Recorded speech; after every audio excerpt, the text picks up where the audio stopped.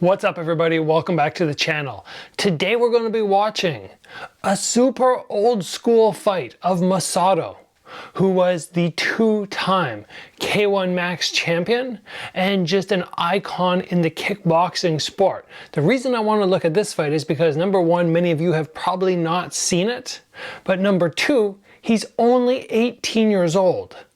And you're going to see him make some mistakes, you're going to see him struggle, and it's good for people out there who are younger to watch icons of the sport and realize it wasn't just smooth sailing for them early in their career. So let's hit go on this and let's watch an 18-year-old Masato go up against Takayuki Kohiramaki, who is one of the best fighters in Japan. You might recall that he got completely thrashed by Bokao in Max 2004, but still a very good fighter. Here we go.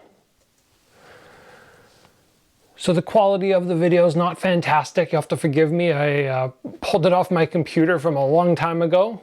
Masato's got the floppy hair. He just knocked Kohi down to the ground. Look at that hair. It's like a pom-pom.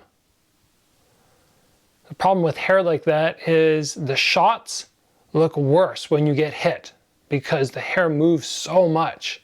Little shots look much more effective. Masato very bouncy on his feet, much more so than we saw him later in his career. Remember, 18 years old is young. It's a very young age to be fighting at this high level pro kickboxing. This was in an organization, I believe, called AJKF. It was super big about 20 years ago in Japan. I like Kohi's style. He's just very compact, keeping everything slow, steady, not worrying about a lot of footwork. Masato, that bouncing will wear you down bit by bit, unless you have absolutely fantastic cardio, which Masato did. Nice hand combos there from Masato. It'll be interesting to see. I haven't watched this fight in probably, I don't even know, 15 years. Good jab. So it'll be interesting to go back and see, because I remember him just being a stud, even at 18. But now I'm looking, now that I'm better myself, and going, oh, there's some holes. Nice jab cross there though. His hands still look sharp.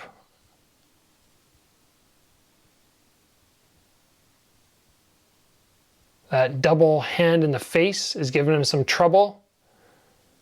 A lot of times when people have that, you just have to let go and release. If they're pushing hard on your face, just disconnect. Create space. Then the push doesn't mean anything.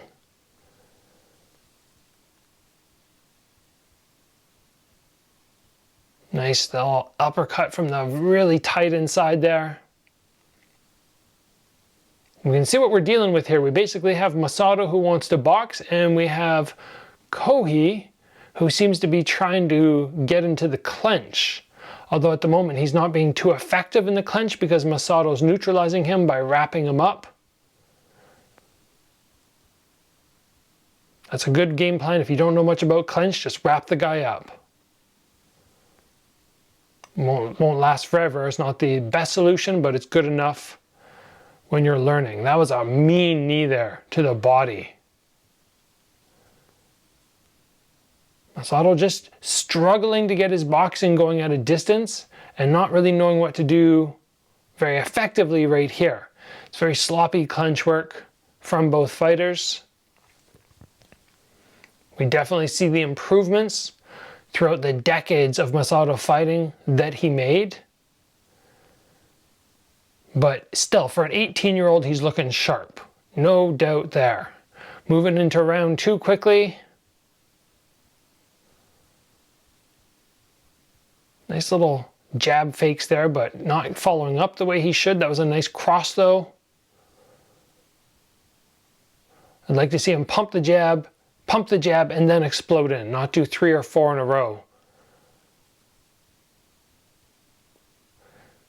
He's always kept his hands surprisingly low, Masato. They're not super high there. That was a big body knee again.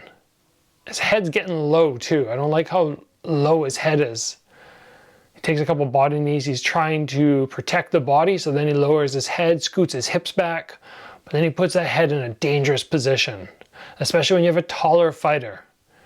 Because Kohiramaki, I believe, is more like 6 foot versus Masato's 5'9".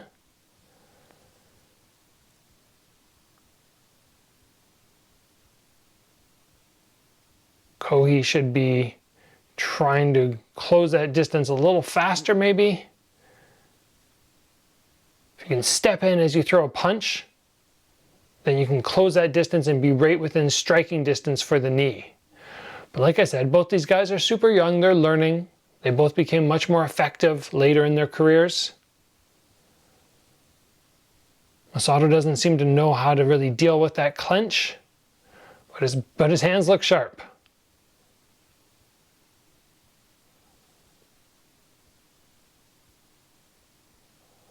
He even seems a little tired, which is very unusual for Masato, at least later in his career, but we learn things the further we go. For example, in my first or second fight, I was like, oh, I don't have to run.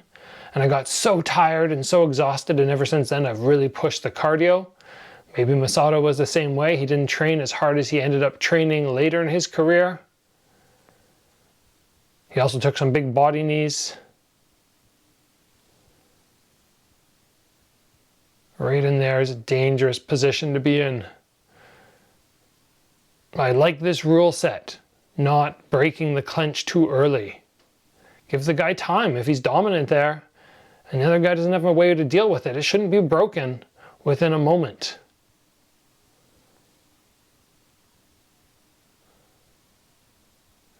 This is lack of experience. That's all that's happening here. Throughout the years, Masato improved and improved. Oh, I think that knee came darn close to his face. You can just tell they get the wobbly legs. Never saw Masato like this later in his career. Sometimes one loss will wake you up. He looks hurt and around too, struggling.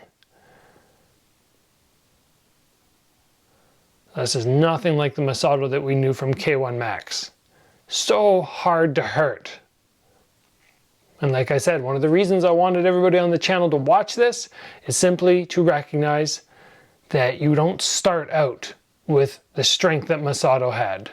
He grew to it. Comes over time, hard training, hard sparring, sometimes hard fights. I'd say it's safe to assume at this point he lost the last round. First round I wasn't really focused on scoring. Nice cross there. But he's got to push now. Not a great looking takedown, but a takedown nonetheless. Though he looks more tired getting back up than his opponent. Very uncharacteristic to see Masato breathing hard at all.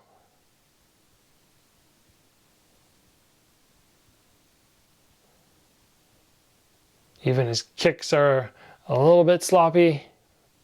Looks like he's overextending slightly. But I think that's all based on just being too tired. Masato is a cardio demon. He was so good at pushing the pace and not tiring. I saw some of the training clips and he just went and went and went. Big cross. Landing big shots there. Like he should have won that exchange. But then with the knee, oh, he shoved him. He took a count there. That was hilarious. The ref with that push. How unsteady Kohi's legs are. Good cross again. Masato outboxes him so well. But just if he had an answer to those knees, that clench, he would dominate this fight.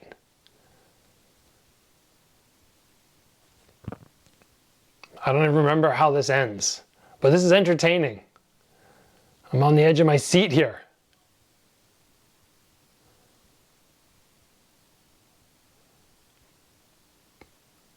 Masato trying to pull his head out and protect with his hands. Bad idea. Another count. He's looking hurt. He's looking fatigued.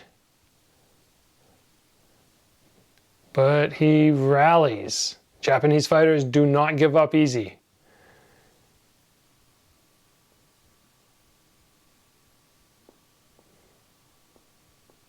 They're just like samurai warriors.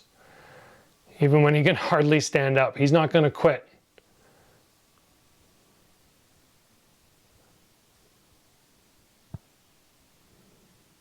Again, I guess when the legs go, people forget about kicking. I haven't seen him throw anything with his legs in a long time. Ow! Oh, and that's it. Masato lost. Smashdown. Surprising. Yeah, I vaguely thought that he got the win, Kohi, but I couldn't quite remember. I hope you guys enjoyed watching this fight today. I'll be back with others to keep you guys entertained on the channel.